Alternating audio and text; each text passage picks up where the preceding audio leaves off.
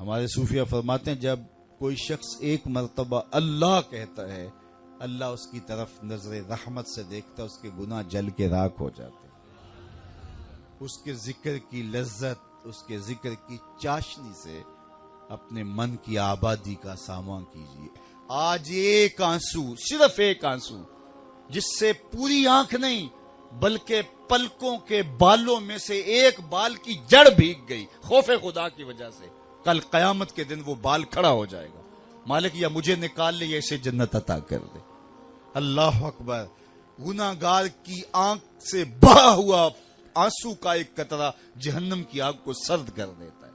آج توبہ کا دروازہ کھلا ہے، رحمت کا در گشادہ ہے، اس کی رحمتیں آواز دے رہی ہیں، یا ایھا الانسان ما غرک بربک الکریم۔ اے انسان پلٹ کے آ جاتے ہیں، رب بڑا ہی کریم ہے۔ مجھے بتائیے کوئی یوں بھی آواز دیتا ہے؟ مالک کی رحمتیں آواز، یا ایھا الانسان ما غرک بربک الکریم۔ کیوں مغرور پھرتا ہے؟ کیوں مغرور تکبر سے بھرا ہوا پھرتا ہے؟ کیوں مسجد کے قریب سے نظریں چرا کے گزر جاتا ہے؟ پنج گانا صدائے دل نواز اذان کی آتی ہے، حیا علی الصلاح حیا علی الفلاح، کیوں آنکھیں اور کان بند کر لیتا ہے؟ آجا پلٹ کے اس کی رحمت پہ آجا۔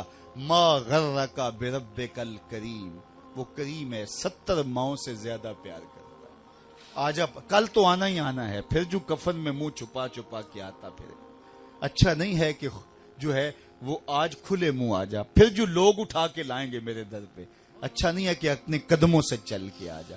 ما غرک بربک الکریم۔ مجھے بتائیے ایسا بھی کوئی پیار دیتا ہے؟ یہ کس کو آواز دی جا رہی؟ جو بھاگا ہوا ہے، جو مالک کی دہلیز چھوڑ کے جا رہا ہے، سرکش، متمرد، باغی، اس کو آواز دی جا رہی ہے، آجا آجا پلٹ کے، میری رحمتیں تجھے باہوں میں سمیٹ لیں گے، آجا میرے بندے۔ اللہ اکبر۔ ساری دنیا کا شہد نچوڑ دو، اتنی مٹھاس نہ ہو جتنی ان لفظوں کے اندر رکھی گئی ہے۔ اور ذرا لفظوں کا جمال دیکھیے، ما غرک بربک الکریم۔ او بھاگنے والے آجا، تو نے کسی غیر کے پاس نہیں آنا، جس کے پاس آنا ہے وہ تیرا رب لگتا ہے۔ اللہ اکبر۔ پھر کہا الکریم، رب بھی کریم۔ پھر آگے فرمایا الذی خلقک کا، وہ رب جس نے تجھے پیدا کیا۔ دیکھ تیرا اس کا رشتہ کتنا گوڑا ہے، وہ تیرا خالق لگتا ہے۔ ماں بچے سے کتنا پیار کرتی ہے، اللہ اکبر۔ اس کے پیار کو کسی ترازو پہ تولا جا سکتا ہے؟ کہتے ہیں سمندر کی پاتال تک تو شاید کوئی پہنچ گیا ہو، لیکن ماں کے پیار کا کنارہ آج تک کسی کو نہیں ملا۔ ماں جب بولتی ہے تو اس کے لہجے میں جبریل بولتا ہے، ماں جب مسکراتی ہے تو لگتا ہے جنت کی ساری کلیاں کے لٹی۔ اللہ نے اس کے سینے کے اندر درد محبت کا وہ جہاں آباد کر دیا ہے۔ ماں تو پھر ماں ہی ہوتی ہے۔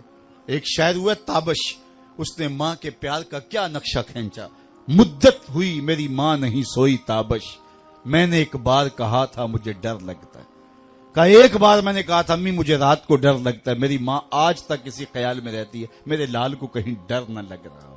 اولاد کے لیے ماں کے سینے کی تڑپتی ممتا، محبتوں کا آباد جہان، ماں پھر ماں ہی ہوتی ہے۔ ماں کی پھر ممتا ہی عجیب کائنات ہے، اور وہ بیٹے کے لیے دکھ جھیل لیتی ہے، اولاد کی تربیت کے لیے، تعلیم کے لیے، پیٹ پالنے کے لیے اپنا پیٹ کاٹ لیتی ہے۔ کسی کے گھر کے برتن مانجنے پڑیں تو ماں اس سے بھی گریز نہیں کرتی، کسی کے گھر کے گندے کپڑے دھونے پڑے تو اولاد کے لیے ماں یہ بھی گوارا کر لیتی ہے، لوگوں کے گھروں کی غلامیاں قبول کر لیتی ہے۔ شہر میں آ کر پڑھنے والوں بھول گئے ہو کس کی ماں نے کتنا زیور بیچا ہے، مائیں اولادوں کے لیے کن کن مراحل سے گزرتی ہیں، ماں کو اپنی اولاد سے اتنی محبت کیوں ہے؟ تو آپ سب کا ایک جواب ہوگا، اور وہ یہ کہ ماں نے اولاد کو جنم دیا۔ میرے بس ایک جملے کو سن لے اور اس پہ تقریر اور گفتگو ختم بھی کر دوں تو میرا آنا با مقصد ہوا۔ ماں اتنا پیار اولاد سے اس لیے کرتی ہے کہ ماں نے اولاد کو جنم دیا ہے۔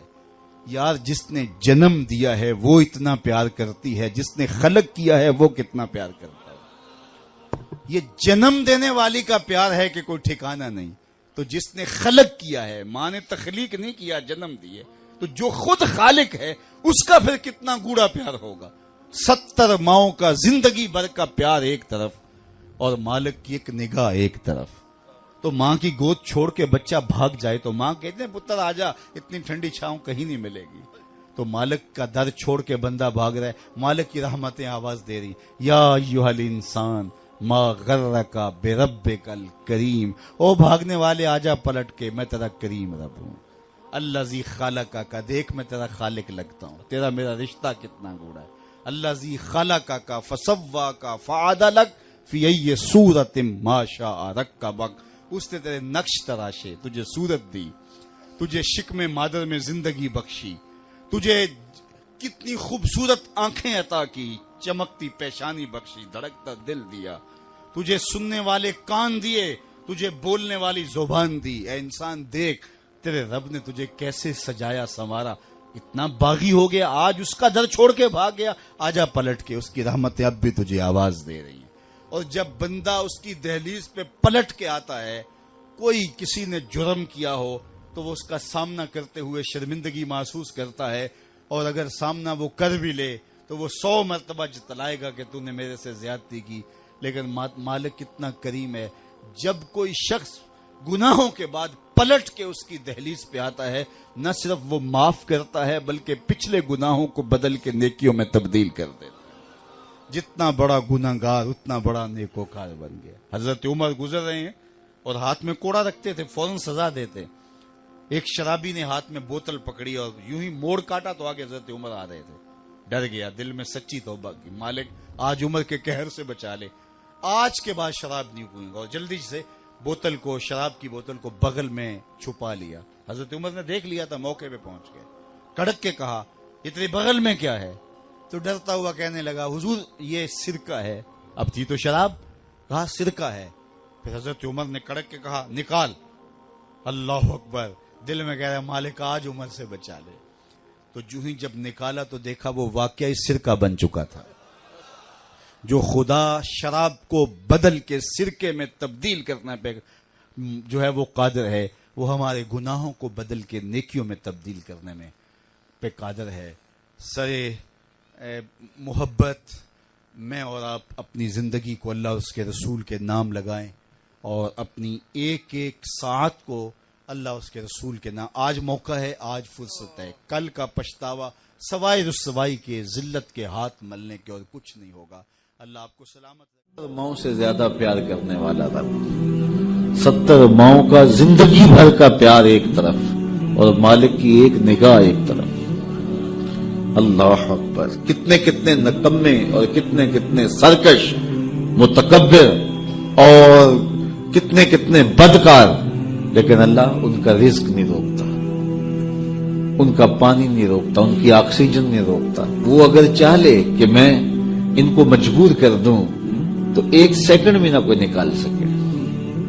انسان اتنا مجبور ہے۔ شیخ سعدی فرماتے ہیں اندر والا سانس باہر نہ آئے تو بندہ کیا کر سکتا ہے، باہر والا سانس اندر نہ جا سکے تو بندہ کیا کرتا ہے، نظام انہضام ٹھیک نہ رہے، کوئی چیز حلق سے نیچے نہ اتر سکے تو کیا کر سکتا ہے، اس کا پیشاب رک جائے تو اس کو دن کو تارے نظر آ جاتے۔ انسان تو ہے کیا، تجھے ناز کس بات پہ ہے؟